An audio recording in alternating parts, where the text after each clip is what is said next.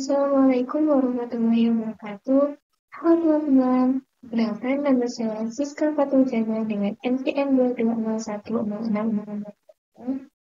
Nah, jadi pada video pembelajaran kali ini, saya akan menjelaskan materi mengenai jarak dan sumber yang diampu oleh siswa sekolah menengah pertama atau SMP. Oke, kita langsung saja masuk pada materi yang pertama. Nah, di sini ada jarak. Jadi, jarak adalah lintasan terpendek yang menghubungkan antara dua objek. Nah, jadi di sini kita misalkan di sini titik A, kemudian di sini titik B. Nah, jadi dari titik A ke titik B itulah yang dinamakan dengan jarak. Dan kemudian di sini ada jarak titik ke garis, di mana jarak titik A ke garis G adalah jarak A ke A aksen adalah proyeksi titik A pada garis G. Nah, di sini teman-teman bisa lihat ya, di sini gambarnya, di sini kan ada A. Jadi A ke garis G adalah jarak antara A ke aksen. Dan merupakan proyeksi dari titik A ke garis G. Nah, untuk yang selanjutnya di sini, jarak G ke garis BH adalah panjang ruas garis PG, sebab P adalah proyeksi titik G pada garis BH. Nah, jadi teman-teman bisa lihat nih gambarnya ya. Di sini kan terdapat titik jarak dari G ke garis BH. Garis BH kan ini. Nah, jadi garis BH ini adalah merupakan panjang ruas dari PG, di mana P adalah proyeksi dari titik G pada garis BH itu sendiri. Oke, next. Yang selanjutnya di sini ada jarak dua bidang sejajar.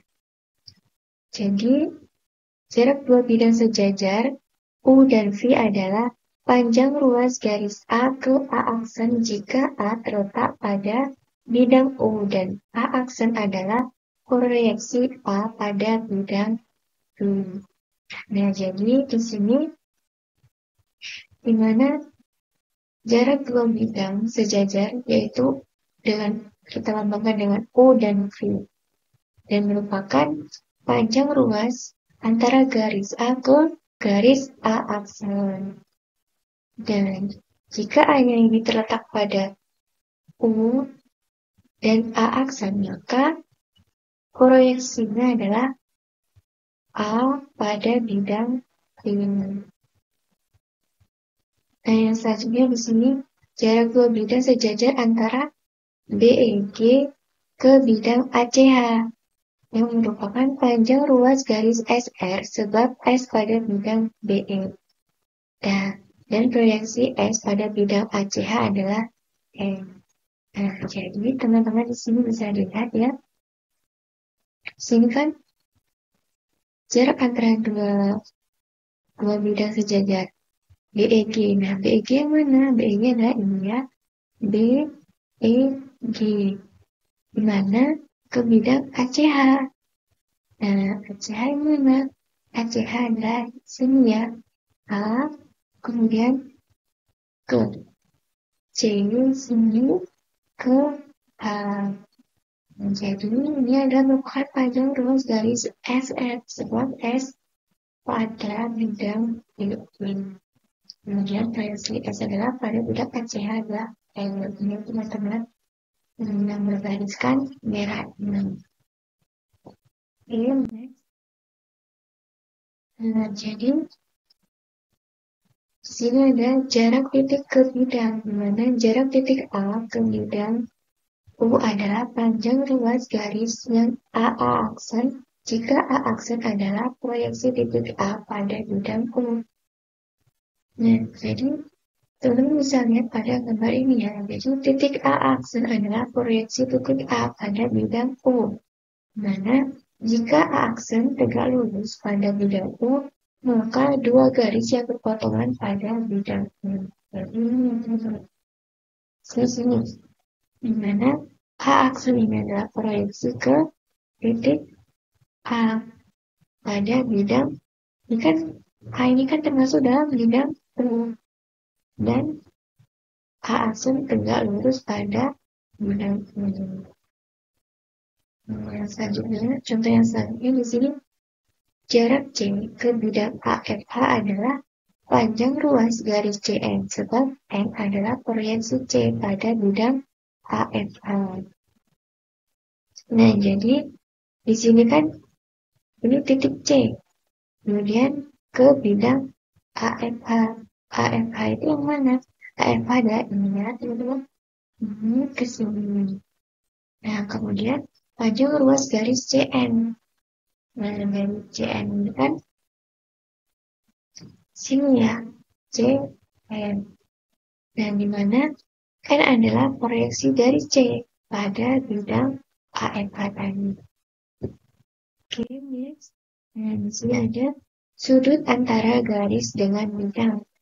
Sudut antara garis G dengan bidang U adalah sudut lancip yang dibentuk oleh garis G tersebut dengan proyeksinya pada bidang U, yaitu G aksen.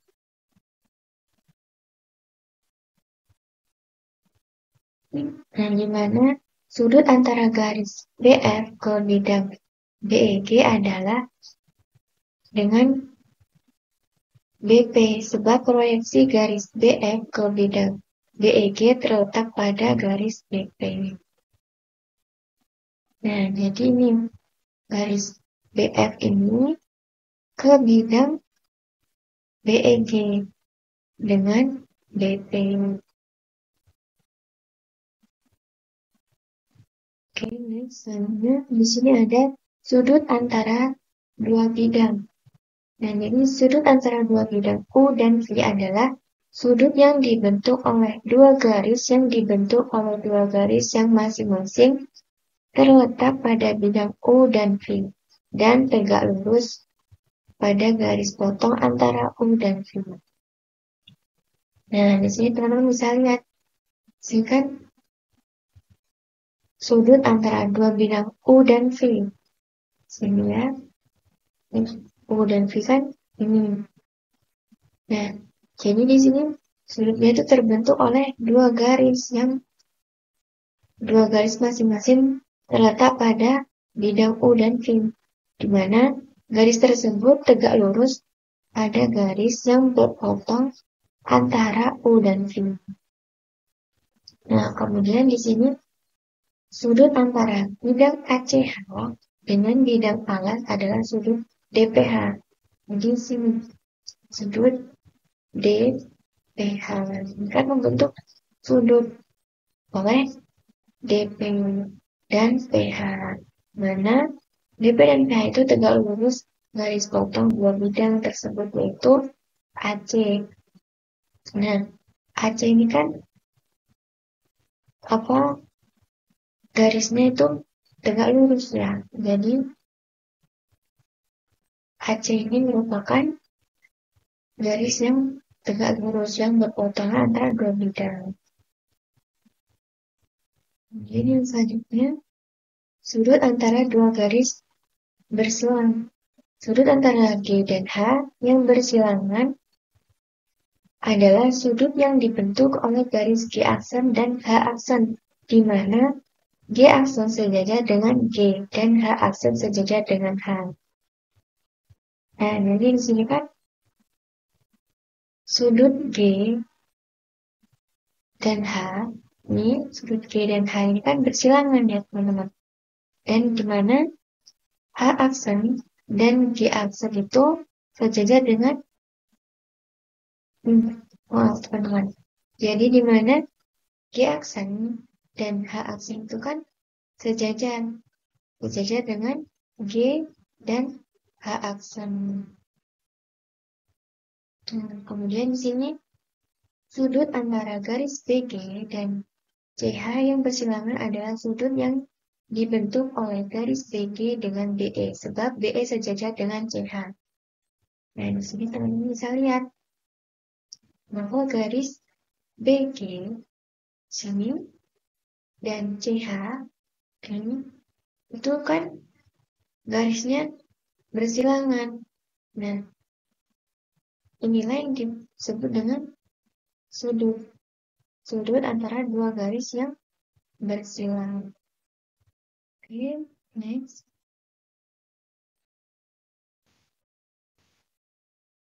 Oke, nah di sini kita masuk pada contoh soal yang pertama. Jadi, di sini ada sebuah mobil bergerak ke arah timur sejauh 80 km, kemudian berbalik arah sejauh 20 km ke arah barat. Nah, di mana jarak dan perpindahan yang ditempuh mobil adalah. Nah, jadi di sini untuk penyelesaiannya yang pertama, jarak kita lambangkan dengan AB. Nah, AB dan BC ini kan merupakan jarak. Nah, di mana AB, jarak antara A dan B itu kan 80 km. Kemudian jarak B ke C itu 20 km. Nah, kemudian di sini tinggal kita tambahkan. Jadi 80 ditambah 20 adalah 100. Jadi jarak antara AB dan BC adalah 100 km. Nah, kemudian di sini perpindahan. Cara kita menghitung perpindahan itu adalah dengan AB dikurang dengan BC. Nah, tadi kan AB-nya itu kan 80. Kemudian BC-nya adalah 20. Jadi tinggal kita kurangkan saja. 80 dikurang 20, yaitu menjadi 60. Jadi, kesimpulan dari soal ini adalah jarak yang ditempuh mobil itu adalah 100 km. Kemudian perpindahan yang ditempuh mobil itu adalah 60 km. Next, untuk contoh soal yang kedua. Hitunglah sudut terbesar dari gambar tersebut. Nah, jadi teman-teman bisa lihat nih. Di sini kan jumlah sudutnya itu kan 180 derajat. Maka kita masukkan saja rumusnya, yaitu 4x ditambah x sama dengan 180 derajat. Nah, di sini tinggal kita jumlahkan saja, berarti menjadi 6x sama dengan 180 derajat. Kemudian berarti di sini menjadi x sama dengan 30 derajat. Jadi sudut yang terbesar adalah 4x, sehingga sudutnya adalah 4x sama dengan 4 dikali 30 derajat, yaitu 120 derajat. Oke, next. Nah, jadi itu tadi video pembelajaran mengenai materi jarak dan sudut. Semoga teman-teman bisa paham dengan apa yang telah saya sampaikan. Nah, kemudian di sini ada latihan soal untuk teman-teman evaluasi di rumah. Ya, ini ada 4 soal yang bisa teman-teman kerjakan di rumah teman-teman masing-masing. Oke, mungkin itu tadi sedikit penjelasan dari saya mengenai materi jarak dan sudut. Semoga video ini dapat bermanfaat bagi kita semua.